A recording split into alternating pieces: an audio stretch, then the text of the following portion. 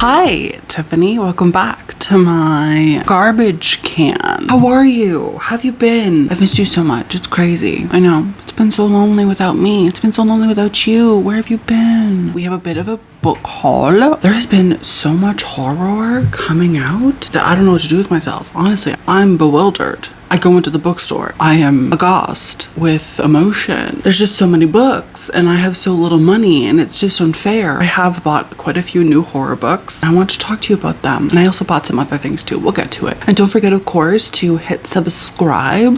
Don't forget to follow me on Instagram. Don't forget to check out my Patreon. If you're interested in our Patreon, it's always linked in the description. On Patreon, we have exclusive content, readathon, like a shit ton of readathons, reading sprints. We have monthly discussions for our book club. So much stuff on Patreon that's not on YouTube or anywhere else. So check it out if you're interested. Yeah, let's get started, okay?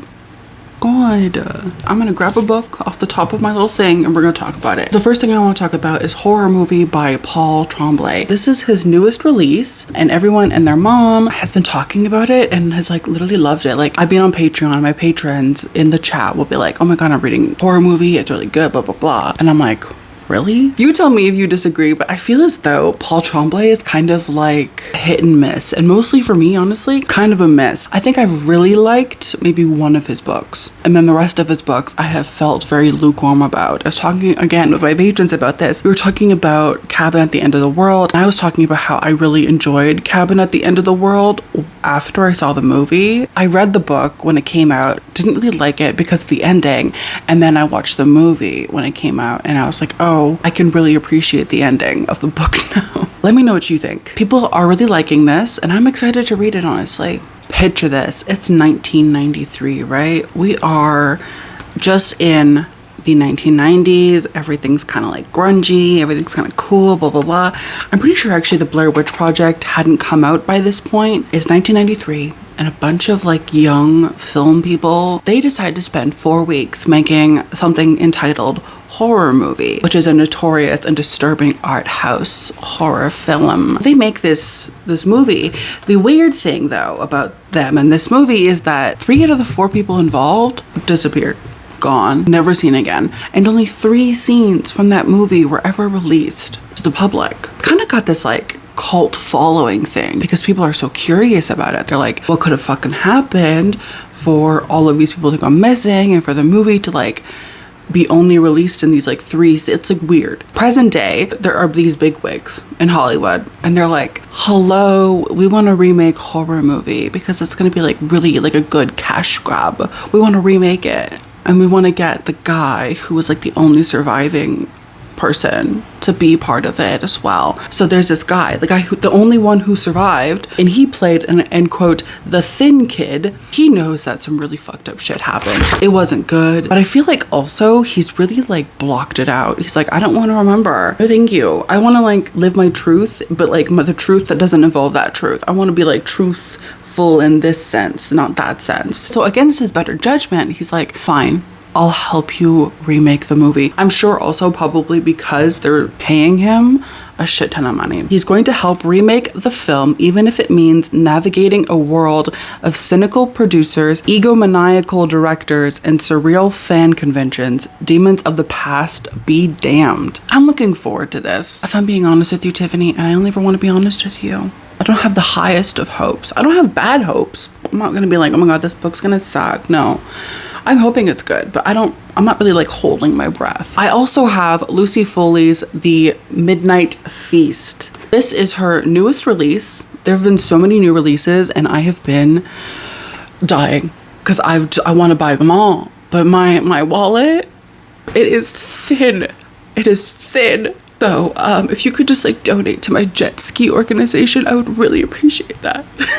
If you don't know, I love Lucy Foley. I always look forward to her books. Ever since The Hunting Party, I've been obsessed. I also really enjoy this cover. Look how pretty that is. I'm assuming that this is gonna follow like most of Lucy Foley's books, which is basically like all these people who are terrible meet in this secluded place and have nowhere to go. Oh no, but then somebody is murdered. I'm assuming that's what it's gonna be. And it says, Welcome to the opening weekend of The Manor, a luxury hotel built on top of old secrets in an ancient forest. Okay, that sounds spooky. There are 4 people: the founder, the husband, the mystery guest, and the kitchen help. Everyone has an agenda. Everyone has a past, but not everyone will survive. It's literally like every one of her other books. I'm not even saying that to be shady. I'm saying that in like, I love it. It's formulaic. It's fun to get into. Next up, I have The Eyes Are the Best Part by Monica Kim. Are you joking? Look at that, Tiffany. This cover makes me believe in a god. I don't know about the god, but like definitely like some kind of god. This is actually going to be my Patreon book club pick for July and August, and our special guest is going to be Riley Marie.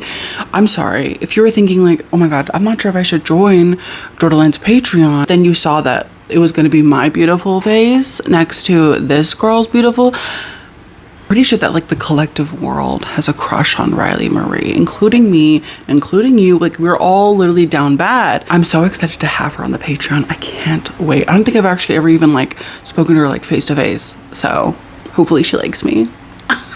Anyway, okay, in this we are following this girl named Jiwon. Her appa, who I think is her grandfather, passes away. Very, very sad. It's very sad. Her life tumbles into disarray in the wake of this tragedy, but she has her mother and her father and her sister, I believe. Her sister has this boyfriend whose name I believe is George. George has these eyes, these beautiful blue eyes, and Jiwon dreams about George and his eyes, specifically his eyes. She dreams about being in a room filled with these eyes, and that in itself is kind of horrifying, but also kind of enticing to Jiwon. And then in her waking life as well, George is just the worst. This is her sister's boyfriend, and George is the worst of the worst of the absolute worst. They go to a restaurant and he's hitting on the waitress. He's condescending. He's like one of those white guys who like has like a stupid fucking car and he like likes it too much. Like, he's that kind of dude. From what I understand, I feel as though Jiwon is going to try to kill George. And I'm excited for that because that's what I love. I love women killing men. I want to talk to you really quickly about this book. I bought it recently. I'm very excited to read it, to be honest with you, Tiffany. I can't wait. I've been wanting to pick it up for a while, but I've kind of put it off a little bit until now. And that is Chocolate Chip Cookie Murder by Joanne Fluke. Tiffany, it's so cute. I can't. It's called A Chocolate Chip Cookie Murder. Not only is this like the cutest murder mystery in the entire world, but also it's about a girl who's like a baker or like a bakery shop owner. She's like solve a mystery, solve a murder. And there are like so many books in this series, Tiffany. So many. I think there's like at this point 28 books, and each of them is named after a dessert. So it'd be like the pink lemonade murder, the key lime pie murder, the pecan pie murder, desserts and murder. This one in particular is the first one. It came out, I think, in 2001 or 2002. In this, we are following Hannah. Hannah owns this bakery in this small town. It's called the Cookie Jar. The Cookie Jar is like a favorite in the town. Like, everyone is like, we love the Cookie Jar. The Cookie Jar is our favorite thing. Hannah, who owns the Cookie Jar, takes pride in that. She takes pride in her job, you know? And everything's cool. Everything's fine. Like, nothing bad ever happens in places like this. Then this guy named Ron, who's this like kind of hot delivery guy, gets murdered literally behind Hannah's bakery with like her baked goods sort of sprinkled around him. Hannah, being a good Christian woman, is like, not on my turf. So she goes out and she starts solving the mystery of what happened to hot Ron. I'm so excited to read this. I can't wait. It's going to be so much fun. Let me also mention this book, which I did receive from my Amazon wish list. This is from Scott, thank you so much. And that is At Home with the Horrors. This is a short story collection. I really love this cover as well. Look at that. In this collection of short fiction, Sammy Scott dares you to explore the horrors that are lurking behind your front door. A lonely woman finds an unlikely companion when she discovers that her new house is haunted. A couple's mundane argument quickly evolves into a night of terror. A harried wife finds herself the victim of her husband's pranks when he launches a successful YouTube channel. These all seem kind of domestic, which I do kind of like. I do like a bit of domestic horror. I'm so thankful. Thank you so much, Scott, for sending this to me, and I can't wait to read it. I absolutely have to talk to you about this because I did buy the entire Indian Lake trilogy. So yeah, I have My Heart is a Chainsaw, Don't Fear the Reaper, and The Angel of Indian Lake. I bought these because I really wanted to do a reading vlog, which I'm hoping will be released before the end of the month. It's honestly kind of put me in a bit of a reading slump. Like, I got to book 3. I'm probably about, I would say like 25-30% into book 3, and I haven't been able to finish it. I just don't have the motivation to. I think I just kind of burnt myself out on this series. I did read the first 2, and I'm currently reading the 3rd. These covers, by the way, are absolutely stunning. My Heart is a Chainsaw is about this girl named Jade. Her real name is Jennifer Daniels, but people call her Jade. She likes to be called Jade. Jade is half white, half Native American, and lives in this like small kind of town. She's in high school, or she's like about to graduate high school, I believe, because I think she's about 17 years old. And Jade is absolutely obsessed with horror movies, and specifically with the slasher, to the point where you're like, is Jade okay? Jade will contextualize everything through horror movies, through slashers. The book is told mostly from Jade's perspective. And we really start with the beginning of some killings in Jade's town. Jade, living in the same place that these killings are happening, realizes that she's living in a slasher. And she, Jade, realizes that she needs to find her final girl. It's hard to explain because it's like one of those kinds of books. Do you know what I mean? Look forward to the reading vlog where I talk about these books. But I did buy all 3 of them.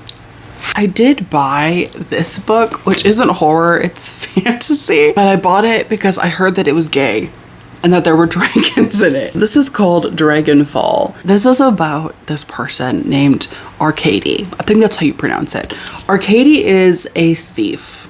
Okay, they're like a little thief. Okay, they're on the streets picking pockets. They are scraping, and then they steal. Excuse me, sir. And then they steal this artifact from the bones of the plague bringer, who is probably like the most hated person in this little world, right? Everyone fucking hated the plague bringer. They still do, even though they're dead. Arcady knows that the artifact's magic holds the key to a new life among the nobles at court and a chance for revenge. This artifact does this like spell, I think, and it connects to Ivren, the last male dragon foretold to save his kind, and this spell drags him through the veil. Ivren soon learns that to regain his true power and form and fulfill his destiny, he only needs to convince one little thief to trust him enough to bond completely, body, mind, and soul, and then kill them. And yet, the closer the two become, the greater the risk that both of their worlds will shatter. It's apparently gay, and there's also a dragon. A dragon boy. Come on. It sounds so good. I also have The 3-Body Problem by Shishin Lu. Oh, listen, I saw a video from Stephanie Sue, who I am obsessed with, watching her Rotten Mango YouTube channel, and she was talking about one of the people who were like adapting this. She like described it, and I was like, oh my god, do I need that book? And then I was like, wait a minute, this book is huge. I feel like I do. I feel like I need it. So I bought it. Is Jordaline a sci-fi girl? No, I'm not, Tiff. I'm really not. But I feel like I could be. This has a painfully simple premise, okay? This is about a secret military group who sends a signal out into like the universe. They're like, hello, is there anybody out in the universe who wants to like talk? Hello? They're hoping that they'll get some kind of like communication with like an alien race, you know? And they do. They succeed. They get communication. And this alien race is like, hey, so crazy. It's crazy. We're gonna come to Earth. We're gonna come to Earth and we're gonna fucking destroy you. We're gonna take it over. Yeah. It'll probably take us about 400 years to get there. But just know when we do, it's over for you. It's over for you. Everybody on earth, because this is, I'm assuming, made public. Some people are like, hell yeah. Yay. I, for one, welcome our new overlords. You know what I mean? Like that kind of vibe. And then other people are like, no, we gotta destroy them before they fucking destroy us. Let me know in the comments if you've read this. I want to know what you thought of it. Because everybody seems to be jerking off to it. Like even Barack Obama read it and blurbed it. Should I do a reading vlog where I read this series? Let me know. I also went to the library, took out this book because my friend read it and she liked it, and so I thought, like, you have pretty good taste, so I should read it as well. And that is When Women Were Dragons by Kelly Barnhill. I've read one of Kelly Barnhill's books before, like one of her middle grade books, and loved it. This is about this girl named Alex. Alex is like a regular, degular, average kind of girl. Her world is very much similar to ours. Like, she's got ice cream, she's got capitalism, probably, you know, she's got everything that we have, except one day in 1955, the women started to sprout scales and wings because they turned into dragons. Women in 1955, a good portion of them turned into dragons and just fucked off. That includes Alex's aunt. Alex's mother didn't become a dragon. So again, not everybody did, but her aunt did, and her aunt fucked off. Her aunt was like, woo, I'm a dragon, yeah. Like, she was so happy about it, probably. I would be very excited. Since this happened, everybody is like, don't ask, don't fucking tell. We don't talk about it. We don't talk about the time when women changed into dragons. We don't talk about it. It's like really taboo to bring it up. And Alex, who I'm assuming is like a child, maybe like a teenager, wants to talk about it. She's like, we have to bring this up. We have to talk about it. It's too crazy to not talk about. If it was me, I would never shut up about it. I would never shut up. Especially if I wasn't chosen to be a fucking dragon, I'd be upset. Her aunt, having become a dragon, her existence basically is treated as if it never happened, as if she never existed. Alex doesn't think that this is right. I'm really excited to read this. It sounds so good. Let me know also if you've read this, what you thought of it. I would love to know your opinions. I want us to quickly go over a few books that I bought that are like sequels. First one is The Mystery at Dunvegan Castle. This is by T.L. Huchu. I own the first two books in the series. This one I found on Book Outlet for like $7, $8, and so I picked it up because I hadn't bought it yet. I haven't started this series.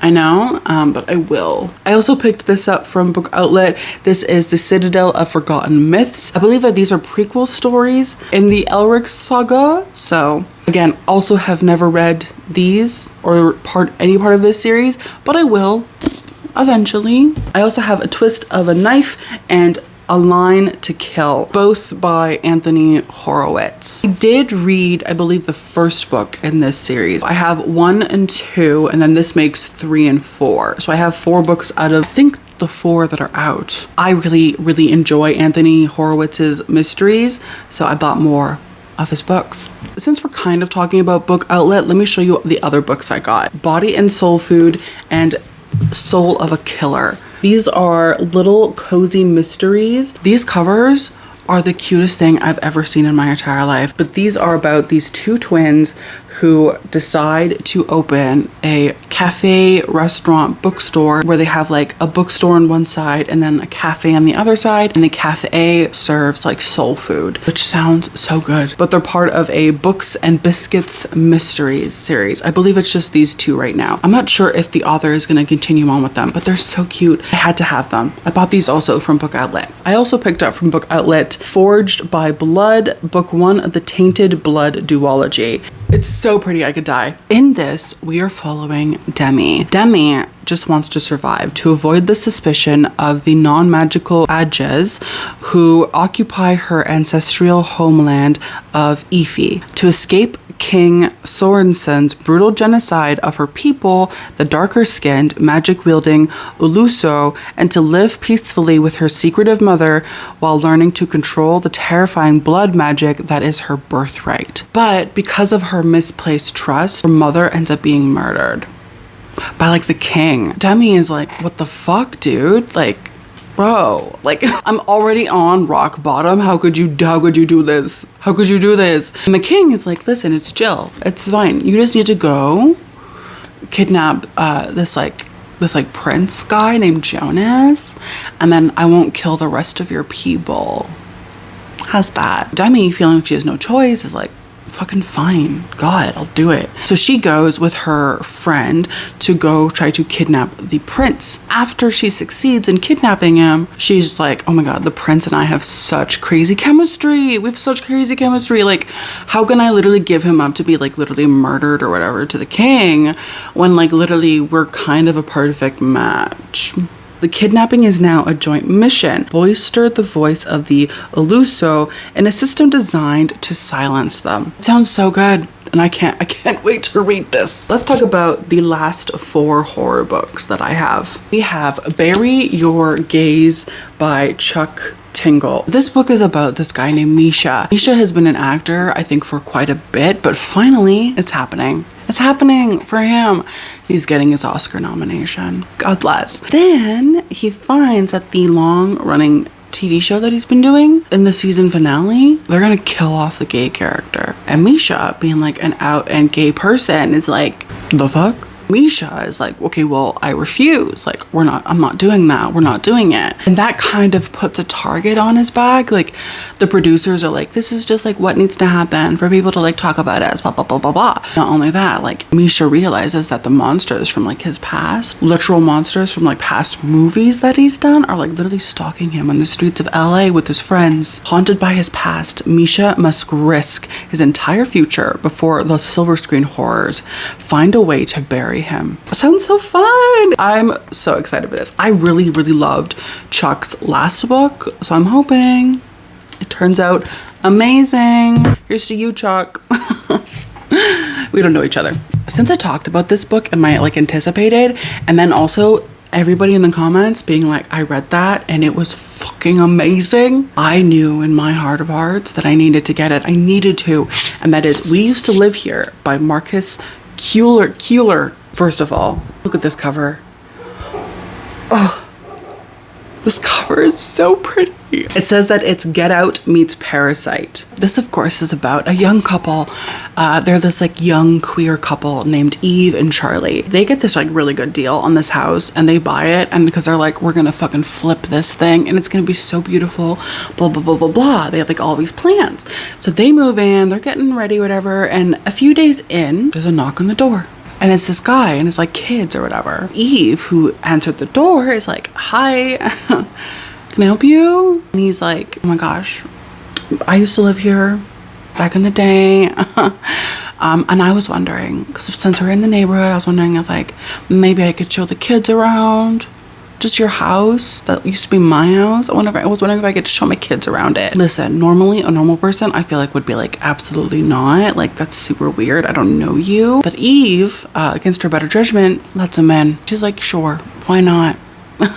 Your family is my family. My house is your house. That kind of vibe. So as soon as the strangers enter the house, uncanny and inexplicable things start to happen, including the family's youngest child going missing. So immediately their youngest child, poof, gone in the house. That's fucking weird. Only that, a ghostly presence materializing in the basement. They enter the house, the child goes missing, they see a fucking ghost. Instantly, get the fuck out. Even weirder, the family can't seem to take the hint that their visit should be over. When Charlie suddenly vanishes, Eve begins to lose grip on reality. Something is terribly wrong with the house and with the visiting family. Or is it just Eve imagining things? It sounds so good. It sounds like Mother. I saw it back in the day. It was weird, but that's what this reminds me of. It sounds so good. Our second to last book, we have Wilderness Reform by Matt Query and Harrison Query. If you know me at all, you know that I was a sucker for their first book, which was Old Country. Fucking loved that book so much. So when I saw that they had a new book out, instantly I needed it. I needed it. In this, we're following Ben. Ben has been sent to this camp that's for like bad kids or whatever.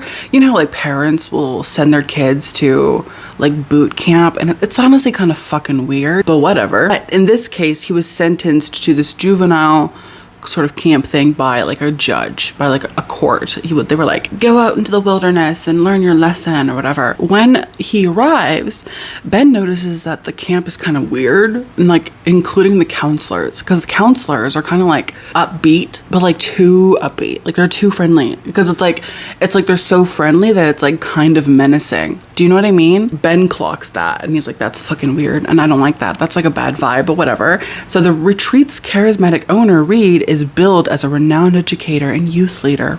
His team of counselors follow him unquestionably. Community, trust, nature skills, and accountability. All of these are drilled into the young men from day one. So why do their personalities change so drastically, and why do they keep disappearing? As Ben gets to know the others in his cabin, he soon discovers that they each have far more going for them than whatever infraction landed them there. And each has a different critical skill, one that could help them face the danger that is growing ever nearer. They could make it out alive, but the hidden evil beneath the camp's surface is an ancient one and will brook no interference. Their last book was so visceral, so gut-wrenching that like I can't imagine that this is going to be bad. Like I feel like that's not possible. The last book that we're going to talk about today, and then I'm going to go because I'm sweating. Oh my god, I'm sweating so much. The Midnight Rooms by Donier Coles. This cover, Tiffany. The fucking fawn, the beautiful girl, the butterfly. Oh my god. This book reminds me a lot of like Rebecca. This is about Orabella. Orabella is kind of this nobody. It's, by the way, also 1840. Orabella is the daughter of a white man and a black woman. She's never really expected to be married, but then this guy shows up. He's scruffy in appearance, yet claiming to be the scion of a fabulously wealthy family. He says that he wants to make Orabella his wife. He's like, Orabella, that girl's a hottie. I'm gonna marry that girl. Her uncle, who has like all of these debts, who's like really wanting some money, is like, yeah, you could marry her. For sure, marry my Orabella. Go ahead, do it. So Orabella goes to this guy's like estate, which she's like envisioning to be like lavish and beautiful and gilded. She gets there. It's ransacked. It's like old. It's dusty. Orabella is shocked to find decay, skittish servants, and curt elders. Not only that, but also a catatonic sister-in-law. Orabella realizes and notices that there's like this darkness in the house and that like weird things are starting to happen. Soon the darkness begins to engulf her, becoming dizzy and drowsy after dinner. She falls into a fitful sleep filled with macabre dreams and is awakened by a blood-curdling screams in the night. In the morning, she's waking up with all of these like bruises and like contusions on her body. She has like no explanation for them. The longer Orabella stays in this place, the more she loses parts of herself. How long until she no longer exists? Yes. Anyway, my friends, my family, my familia, thank you so much for being here with me today. It's been so much fun. It's been so good seeing you. I missed you. I know you don't believe me, but I did. I hope you're doing well. I hope you're literally thriving and being a beautiful little monkey. I hope you have a wonderful day. Don't forget to hit subscribe, because we talk about spooky shit, we talk about creepy shit, we talk about the 3-body problem and burying your gays and shit. Thank you so much. I hope you have a wonderful day, and I will see you in my next one. Bye, Tiffany. Goodbye. Goodbye. Have a wonderful day, you beautiful creature. You're stunning. You're gorgeous. You're beautiful. You're gorgeous. You're Linda Evangelista.